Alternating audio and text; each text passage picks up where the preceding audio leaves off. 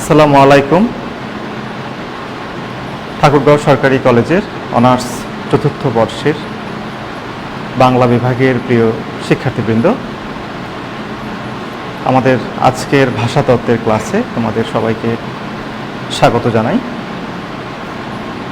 আমরা গত ক্লাসে ধ্বনিবিজ্ঞানের শেষের দিকে একটি অংশ পড়িয়েছিলাম। আজ আমরা ভাষাতত্ত্ব নিয়ে একটু কথা বলতে চাই, কারণ আমাদের দীর্ঘদিন হয়ে যাচ্ছে। আমরা ক্লাসরুমে ফিরতে পারবো কিনা এবং কতদিনে পারবো তার যেহেতু কোনো নিশ্চয়তা নেই, সে কারণে আমাদের অনলাইন ক্লাসের মাধ্যমেই আমাদের এই পরীক্ষার জন্য প্রস্তুতিগুলো সম্পন্ন করা উচিত। সেদিক থেকে ভাষাতত্ত্ব কিন্তু একটি গুরুত্বপূর্ণ কোর্স এবং এই কোর্সটিতে অনেক বেশি নম্বর প্রাপ্তিরও সুযোগ রয়েছে, সেজন্য এটাতে কোনো ছাড় দেওয়ার সুযোগ নেই। তো ভাষাতত্ত্ব আজকের আমাদের ক্লাসের বিষয়। ভাষাতত্ত্ব শাখা ও পদ্ধতি। আমরা অবশ্যই সিলেবাস দেখে পড়ব। ভাষাতত্ত্ব একটি বিস্তৃত বিষয়। তো আমাদের যে জাতীয় বিশ্ববিদ্যালয় কর্তৃক যে সিলেবাসটি দেওয়া হয়েছে ভাষাতত্ত্বের অংশে, সেটি দেখেই আমরা পড়ব। তো আজকে আমাদের আলোচনা একেবারেই প্রাথমিক আলোচনা, ভাষাতত্ত্বের শাখা ও পদ্ধতি। প্রথমে আসি, ভাষাতত্ত্ব কি? ভাষাতত্ত্ব কোনো নির্দিষ্ট একটি পদ্ধতির সাহায্যে, কোনো শৃঙ্খলাপূর্ণ উপায়ে যদি ভাষার বিশ্লেষণ করা হয়, তাহলে সেই তত্ত্বটিকে আমরা বলছি ভাষাতত্ত্ব। অর্থাৎ আমরা যদি সংজ্ঞায়ন করতে চাই, যে তত্ত্বে একটি শৃঙ্খলাপূর্ণ উপায়ে মানুষের যে ভাষা আছে, মুখের ভাষা, সেই ভাষার নানামাত্রিক বিশ্লেষণ করা হয়, সেই তত্ত্বটিকে আমরা বলছি ভাষাতত্ত্ব। তাহলে ভাষাতত্ত্বের উদ্দেশ্য হচ্ছে মানব ভাষার বিশ্লেষণ, এবং সেই বিশ্লেষণটা বলা হচ্ছে শৃঙ্খলাপূর্ণ। অর্থাৎ যেমন তেমন করে বিশ্লেষণ করলে সেটি বিজ্ঞান ভিত্তিক হয় না। বিশ্লেষণের প্রক্রিয়ার মধ্যে একটা শৃঙ্খলা থাকতে হবে। এই জন্যই এই গবেষণাটির নাম হচ্ছে তত্ত্ব, ভাষাতত্ত্ব, যেহেতু এটি একটা শৃঙ্খলাপূর্ণ বিশ্লেষণ। এদিক থেকে ভাষাতত্ত্বকে বিজ্ঞানসম্মত বলা যায়, কারণ যেহেতু শৃঙ্খলাপূর্ণ এবং একটা পূর্ণাঙ্গ বিশ্লেষণ একটা ভাষা, মানব ভাষা। তো সেজন্য আমরা বলতে পারি যে ভাষাতত্ত্ব হলো মানব ভাষার বিজ্ঞানসম্মত বিশ্লেষণ বা আলোচনা। ভাষাতত্ত্বের পারিভাষিক শব্দটি, আমরা ভাষাতত্ত্ব শব্দটি যে নিয়েছি সেটি কিন্তু আমরা দুটো আমাদের এখানে শব্দ রয়েছে। একটি হচ্ছে ফিলোলজি, আর একটি হচ্ছে লিঙ্গুইস্টিক্স। ফিলোলজি এবং লিঙ্গুইস্টিক্স।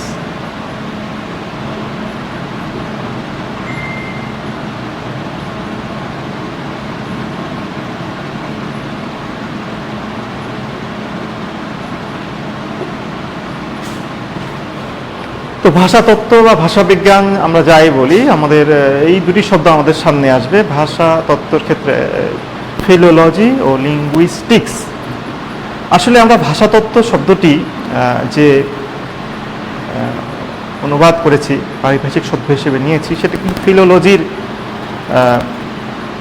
বাংলা হিসেবে নিয়েছি। এবং ফিলোলজি বলতে ভাষাতত্ত্বকে বোঝানো হচ্ছে, কিন্তু ফিলোলজির পরিসরটা অনেক বড়। এটা আমাদেরকে মনে রাখতে হবে যে ফিলোলজির পরিসরটা তুলনামূলক বড়। অর্থাৎ শুধু ভাষা নিয়ে গবেষণা না, বরং ভাষার সাথে সম্পৃক্ত ইতিহাস, সংস্কৃতি,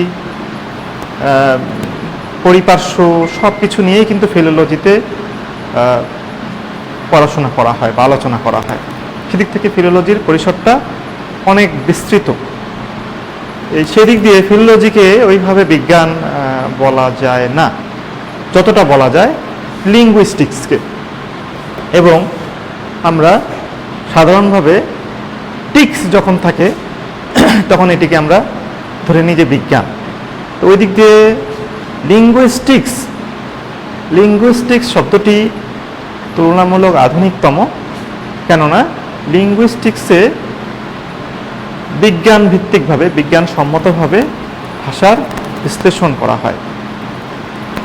তো তাহলে যদি ফিলোলজি এবং লিঙ্গুইস্টিক্সের আমাদেরকে সম্পর্ক বা পার্থক্য কেউ জানতে চায়, তাহলে আমরা এভাবে উত্তর দিতে পারি যে ফিলোলজি একটু বিস্তৃত পরিসরের আলোচনা বা পড়াশোনা, যেটাতে ভাষার সংশ্লিষ্ট পড়াশোনার বাইরেও ওই ভাষার সাথে সম্পৃক্ত ইতিহাস, সংস্কৃতি, পরিপার্শ্ব সব কিছু নিয়ে আলোচনা করা হয় ফিলোলজিতে। কিন্তু লিঙ্গুইস্টিক্সে শুধু নির্দিষ্ট একটি ভাষার সংগঠন, ধ্বনি সংগঠন, এর উদ্ভব, বিকাশ, এগুলো নিয়ে কথা বলা হচ্ছে লিঙ্গুইস্টিক্সে।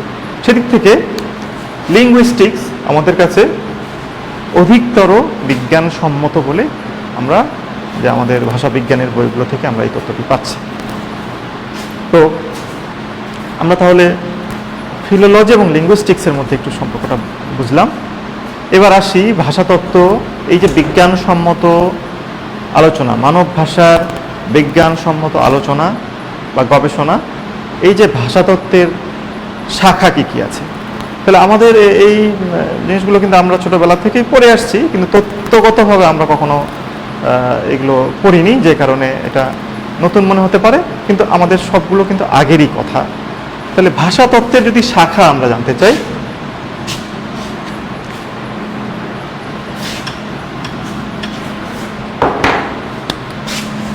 ভাষাতত্ত্বের শাখা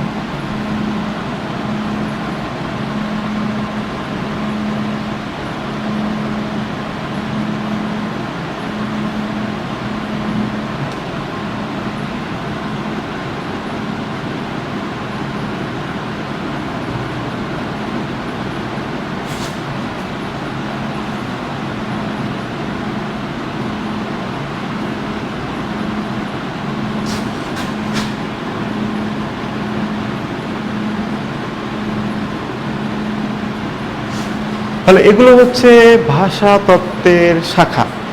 যদি কেউ জিজ্ঞেস করে ভাষাতত্ত্বের শাখাগুলো কি কি, তাহলে আমাদেরকে বলতে হবে ভাষাতত্ত্বের শাখাগুলো হচ্ছে ধ্বনিতত্ত্ব, রূপমূল তত্ত্ব, বাক্যতত্ত্ব এবং বাগর্থতত্ত্ব।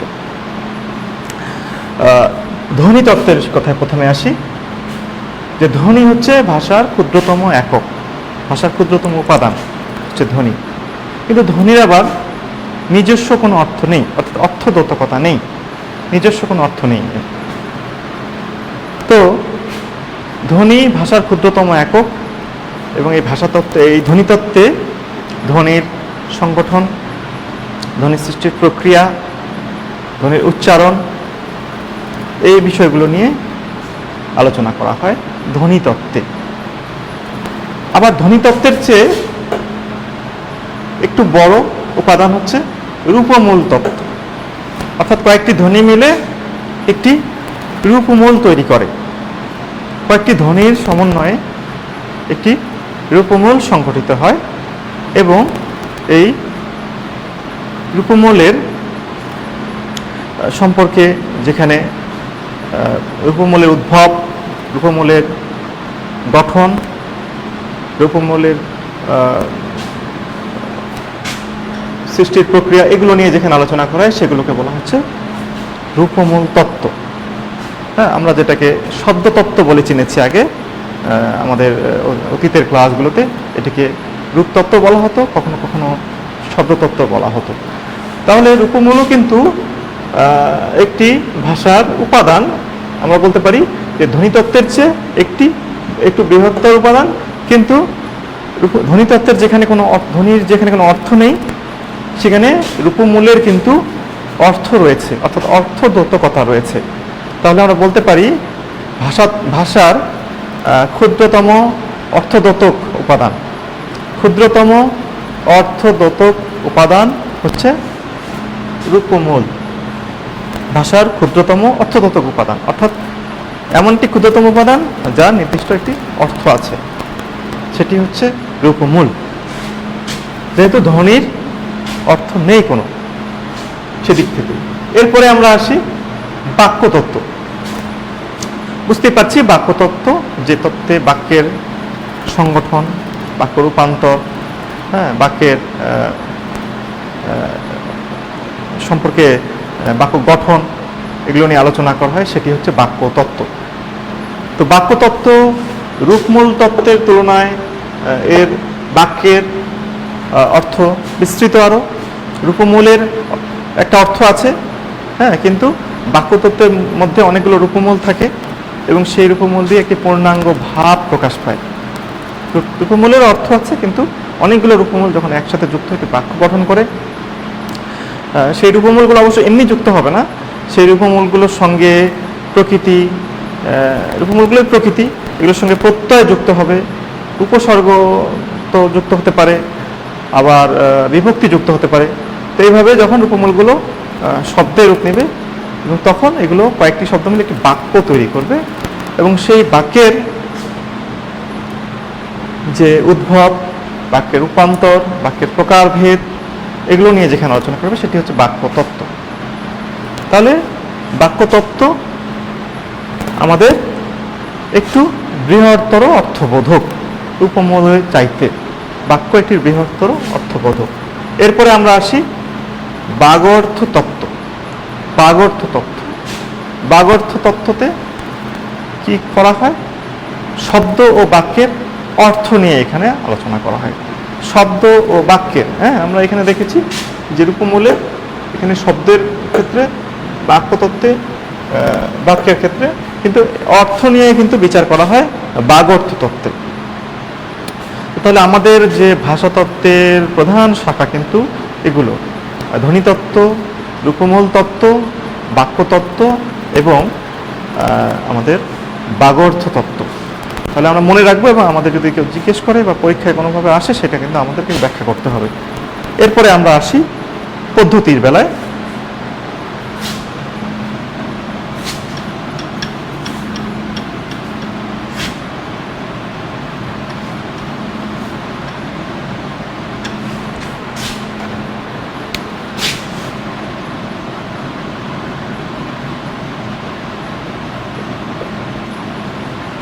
এরপরে আমরা আসি পদ্ধতির বেলায়। আমাদের সিলেবাসে কিন্তু এই ভাষা তত্ত্বের 3টি পদ্ধতির কথা উল্লেখ আছে, সেইগুলো সম্পর্কে আমরা একটু পরিচিত হয় না, আমাদের জন্য দরকার।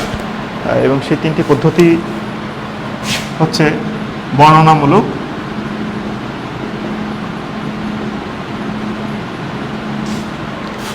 বড় করে লিখি,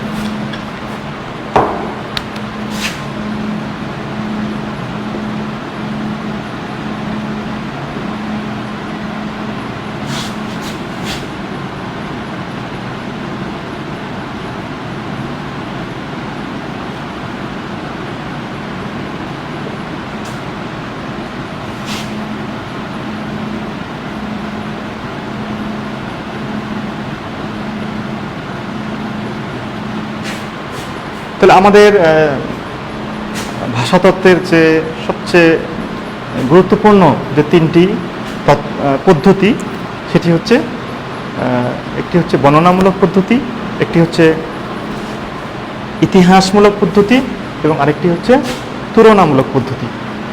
এই 3টি পদ্ধতি আমাদের বাইরেও কিন্তু আরও পদ্ধতি রয়েছে, যেমন সাধারণ পদ্ধতি রয়েছে, সাংগঠনিক পদ্ধতি রয়েছে এবং আরেকটি পদ্ধতি রয়েছে, এটি একেবারে অপেক্ষাকৃত সবচেয়ে বেশি আধুনিক, সেটি হচ্ছে রূপান্তরমূলক।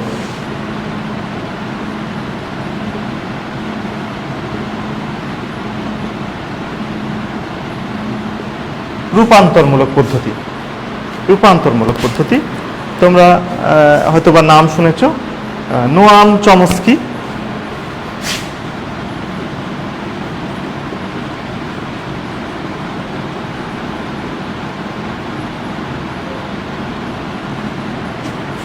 নোয়াম চমস্কি একজন ভাষাবিজ্ঞানী, তিনি কিন্তু এই রূপান্তরমূলক পদ্ধতির প্রবর্তন করেন এবং তার বিখ্যাত 2-3টি বই রয়েছে যেগুলো আমাদের জানা দরকার। তাহলে আমরা আসি যে বর্ণনামূলক পদ্ধতি, ইতিহাসমূলক পদ্ধতি, তুলনামূলক পদ্ধতি। কিসের পদ্ধতি এগুলো? এগুলো ভাষাতত্ত্ব গবেষণার পদ্ধতি, ভাষা গবেষণার পদ্ধতি। ভাষাতত্ত্বে ভাষা গবেষণার জন্য যেসব পদ্ধতি অনুসরণ করা হয়, এই পদ্ধতিগুলো কিন্তু সেই পদ্ধতিগুলোই, বর্ণনামূলক পদ্ধতি, ইতিহাসমূলক, এটিকে অনেক জায়গায় ঐতিহাসিক পদ্ধতিও বলা হয়।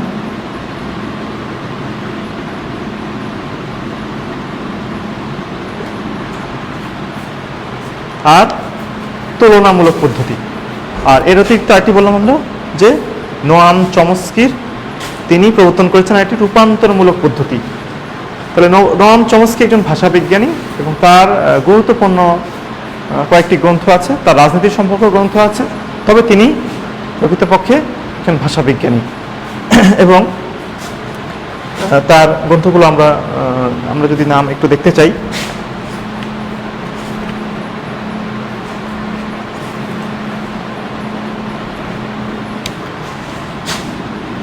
syntactic structures,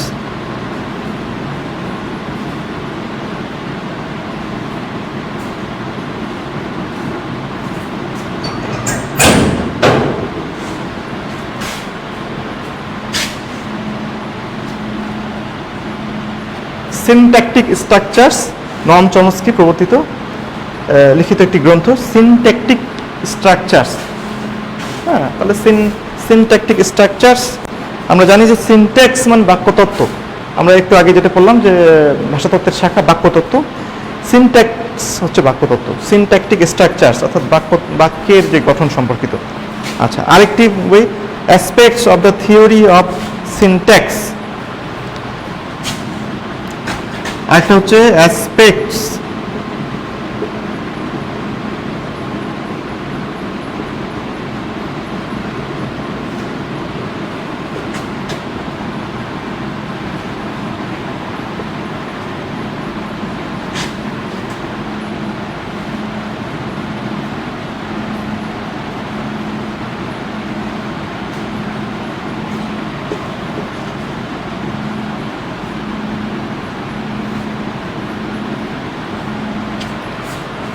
তাহলে syntactic structures, aspects of the theory of syntax, Noam চমস্কির এই দুটি গ্রন্থ। যাই হোক, এটি আমরা প্রাসঙ্গিকভাবে এটি বললাম, অতি সংক্ষিপ্ততে আমাদের চাইতেও পারে কখনো, তো সে কথায় আমরা যাব না। আমরা মূল আলোচনায় আমরা আসবো। রূপান্তরমূলক পদ্ধতি নিয়ে আমাদের আলোচনা করার দরকার নেই। যদি কখনো তোমাদের কথা জিজ্ঞেস করে প্রশ্ন আসে যে রূপান্তরমূলক পদ্ধতি, ভাষাতত্ত্বে রূপান্তরমূলক পদ্ধতির প্রবর্তন করেন কে, তখন তুমি এটি বলবে যে এটি হচ্ছে নোয়াম চমস্কি, নোয়াম চমস্কি।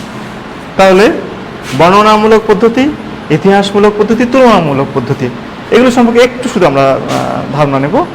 প্রথমে আসি বর্ণনামূলক পদ্ধতি। বর্ণনামূলক পদ্ধতি, তাহলে বোঝা যাচ্ছে নামের মধ্যে যে বর্ণনা করা, কি বর্ণনা করা, একটি নির্দিষ্ট সময়ে একটি সুনির্দিষ্ট ভাষার অভিব্যক্তি, প্রকাশভঙ্গি, এগুলোকে বর্ণনা করা হয় এই বর্ণনামূলক ব্যাকরণে। তাহলে আমাদের ভাষাতত্ত্বে আলোচনার যে পদ্ধতি, গবেষণার যে পদ্ধতি, তাহলে বর্ণনামূলক পদ্ধতিতে কীরকম, একটি নির্দিষ্ট সময়ে নির্দিষ্ট ভাষা,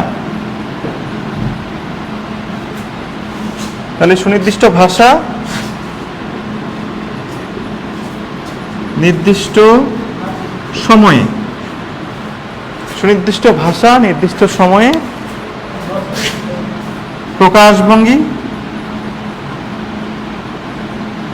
অভিব্যক্তি,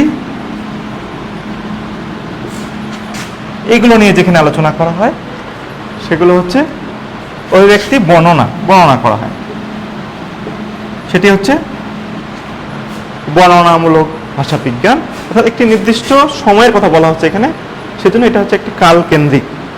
এটাকে আমরা এই জন্য বলছি বর্ণনামূলককে বলা হচ্ছে কাল কেন্দ্রিক, নির্দিষ্ট কালে কেন্দ্র করে। আর ইতিহাসমূলক আরেকটি আছে, ইতিহাসমূলক ভাষাতত্ত্ব, ইতিহাসমূলক পদ্ধতি, সেখানে বলা হচ্ছে ইতিহাসমূলক পদ্ধতি হচ্ছে একই ভাষার বিভিন্ন সময়ের সংগঠনের মধ্যে যে একই ভাষার বিভিন্ন সময়ের যে উদ্ভব, এই সম্পর্কে আলোচনা করা হয় ইতিহাসমূলক। আমি আরেকটু সংজ্ঞাটা ক্লিয়ার করছি। সময়ের বিবর্তনের সাথে সাথে ভাষার উদ্ভব ও বিকাশকে, তাহলে আমরা যদি এভাবে সংজ্ঞায়ন করতে পারি যে সময়ের বিবর্তনের সঙ্গে ভাষার উদ্ভব ও বিকাশকে এখানে খুঁজে বের করা, খুঁজে অনুসরণ করা। তাহলে এই জন্য এটা ইতিহাস পেল, যেহেতু সময়ের সাথে সাথে ইতিহাসের পেছনে এখানে যেতে হবে। ভাষার উদ্ভব বিকাশকে খুঁজে বের করার জন্য ওই ইতিহাসের পেছনে আমাদের ছুটতে হবে। আর সর্বশেষ হচ্ছে তুলনামূলক পদ্ধতি। তাহলে তুলনামূলক পদ্ধতি এটা কি? এটা হচ্ছে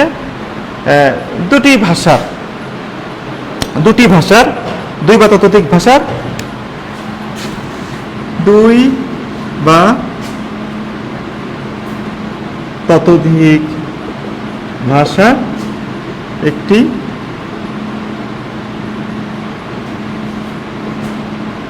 সুনির্দিষ্ট সময়ের সংগঠন।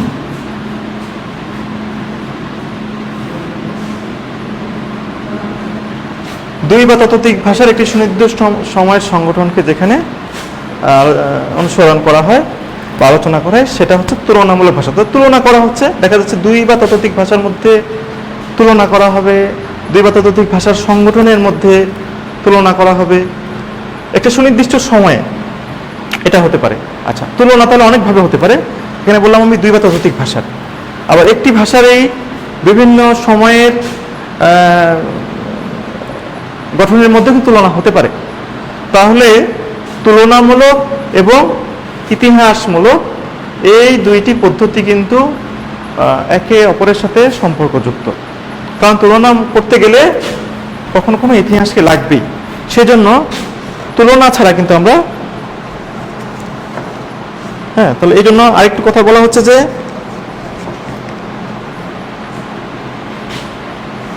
তাহলে একটা ভাষার, এটা যেমন এখানে বলছে দুই বা ততোধিক ভাষার সুনির্দিষ্ট সময়ের সংগঠন, আবার একই ভাষার বিভিন্ন সময়ের সংগঠনকে অনুসরণ করা। তাহলে কি দাঁড়ালো জিনিসটা? তাহলে আসলে তুলনামূলক আর ইতিহাসমূলক কিন্তু একই, প্রায় কাছাকাছি, এবং এর দুটার মধ্যে সম্পর্ক আছে। তাহলে দুই বা ততোধিক ভাষার মধ্যেও হতে পারে তুলনা, আবার একটি ভাষার বিভিন্ন সময়ের মধ্যেও কিন্তু তুলনা হতে পারে। তাহলে এইভাবে আমাদের মোটামুটি একটু ধারণা আমরা নিলাম, যে ভাষাতত্ত্বের শাখাগুলোর প্রথমে ধারণা নিলাম, এবং তারপরে এই আমরা দেখতে পাচ্ছি এখানে যে ভাষা তত্ত্বের বিভিন্ন গবেষণার বিভিন্ন পদ্ধতি সম্পর্কে আমরা কথা বললাম। এটা আমাদের একেবারে প্রাথমিক পাঠ ভাষাতত্ত্বের, সবারই মোটামুটি জানা উচিত। তাছাড়া আমাদের পাঠ্যসূচিতেও কিন্তু এটি রয়েছে। তো আজ আমরা এই পর্যন্তই রাখবো। তোমাদের সুস্থতা কামনা করছি, সবাই ভালো থাকো। আল্লাহ হাফেজ।